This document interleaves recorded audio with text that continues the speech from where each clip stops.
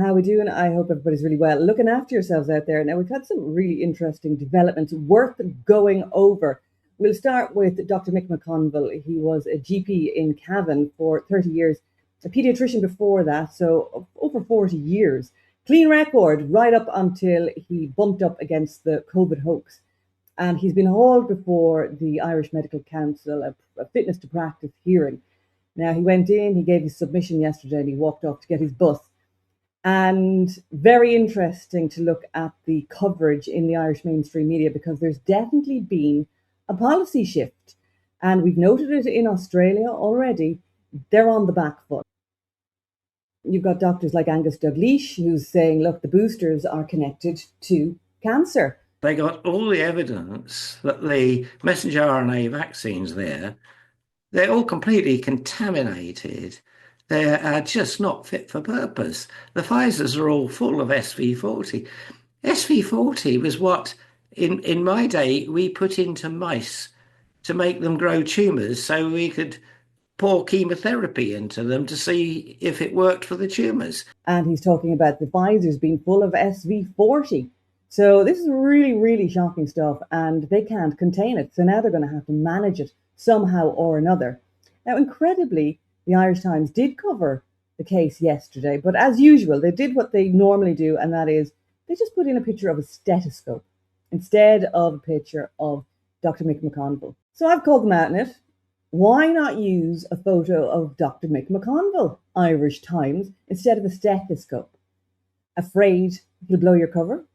Right? You've got to put it to them. These guys went out of their way to trick our friends and our family and ourselves into a dangerous medical trial that is now killing people. So this is not the time to play nice. This is not the time to go, maybe I shouldn't say that. No, absolutely. This is the time. We have a bit of leverage. You better go for it now because it's all to play for. And as we've seen, a few good people are holding it back. They're holding back this medical dictatorship that they want to foist on all of us. And thanks to those people who use their voices, use their platforms, whether they're doctors, nurses, scientists, just normal people, it doesn't matter. It really is so important that people now heave and push back with all our might. And, don't be afraid to stick it to them at all. So I said there was no pandemic and no need for anyone to get poisoned shots. You knew this from the start too, but took the money. And this is central to the whole thing. We have to keep reminding ourselves there was no pandemic. There was no need for any of these injections that they called safe and effective. They used coercive methods to get the injections into people's arms. And now they're going to have some kind of crisis management. So no sign of Dr. McConville, but yet here's something very interesting. Look, there's the report from the Irish Times taking a photo of 4 doctors of Dr. McConville's fitness to practice hearing. The desk clearly made an editorial decision not to show their faces. Guilty much? So this proves that the Irish Times had the photograph of the 4 doctors. They could have just used Mick McConville. So we know the Irish Times had the photo, they just chose not to. Now, this is something I'm finding time and time again when I'm looking at these doctor stories and I go through them. Sometimes I'll just add the photo of the doctor because I'm thinking, I know what you're doing. I know what you're trying to do. You're trying to dehumanize the doctors. You don't want the audience to connect to the doctors. It's easier if you stick a stethoscope or a picture of a building in there because people won't connect. So this is very, very crafty behavior. It is the behavior of criminals covering their crimes. This is the 4 doctors. We have Dr. Billy Ralph there. We have Dr. Marcus de Bruin. We have Mick McConville and Dr. Jerry Waters. Right now, they've all come out against the COVID policies and they're paying a very high price for it, but they're doing remarkably well. And we have our other doctors too. I made a montage of all the doctors around the world. I'm sure I'm missing loads, but I've added a lot of the faces to the headline because they were missing. They were actually missing from them. And so I thought, no, that's wrong. Put the faces in. We need to see the faces and then people connect. Now, here's the funny thing that's happening. We have RTE. They actually used a photograph this time. Now, that's a change for the books. This is signifying some kind of policy shift going on here. And they even gave all the details. So very, very interesting. Retired GP leaves fitness to practice inquiry saying he had a bus to catch. He really only wanted to put in submission. He wasn't actually acknowledging the legitimacy of the IMC. He was more or less saying, lads, you guys, you're stuffed. and get stuffed. Now we're seeing this across the way. The Mail gave some very, very interesting coverage as well, and they used the photographs too. And even the Irish Times, with their stethoscope, gave details. So something's going on. They seem to be more sympathetic towards these doctors. Up to this point, they've been incredibly cruel, smearing them and vilifying them and making out that they're absolutely batty.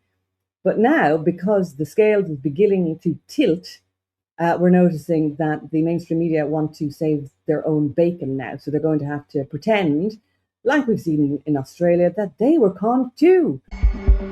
Remember this? The vaccines are terrific, both the Pfizer and the AstraZeneca, at protecting individuals from dying, from having severe illness. We would absolutely discourage anybody who is not vaccinated from going into any of those retail settings. From left, right and centre, we were being implored to get a COVID jab.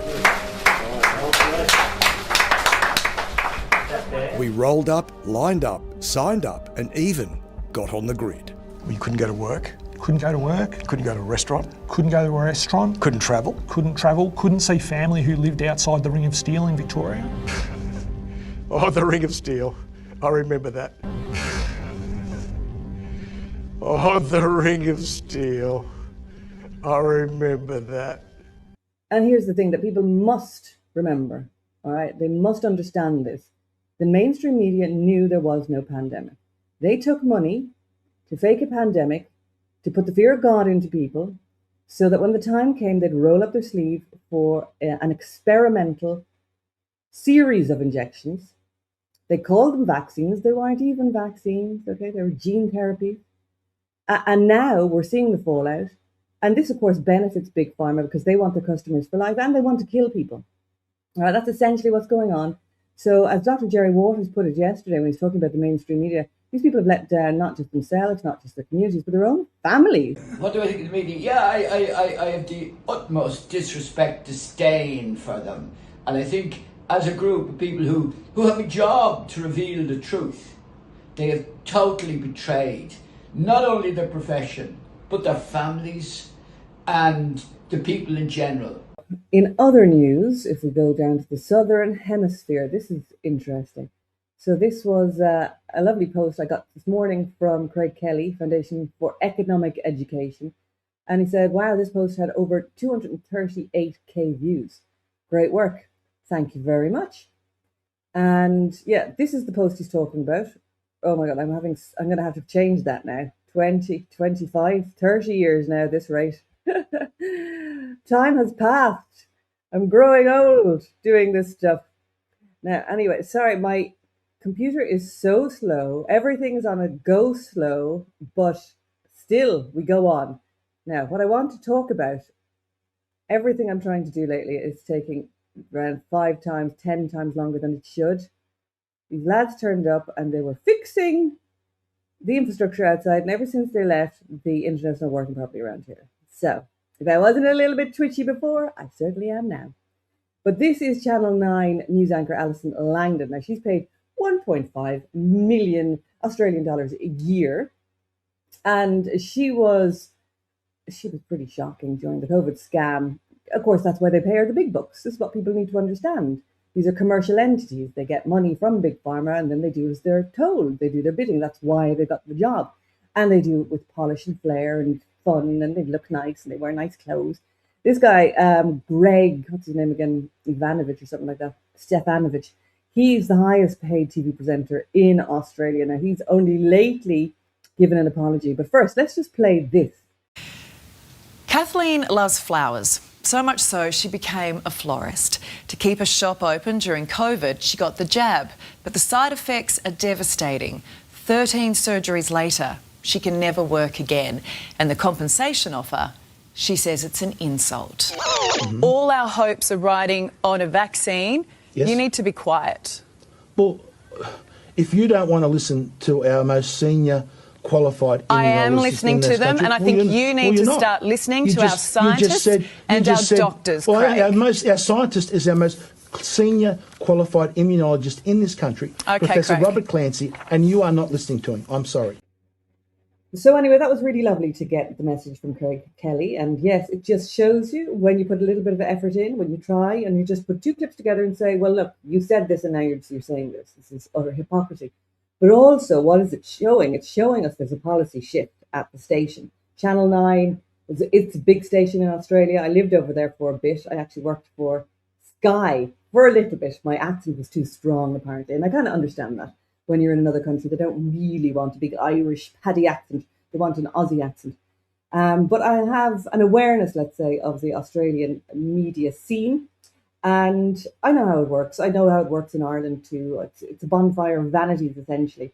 Everybody trying to get to the top of the slippery pole by whatever means, any means necessary.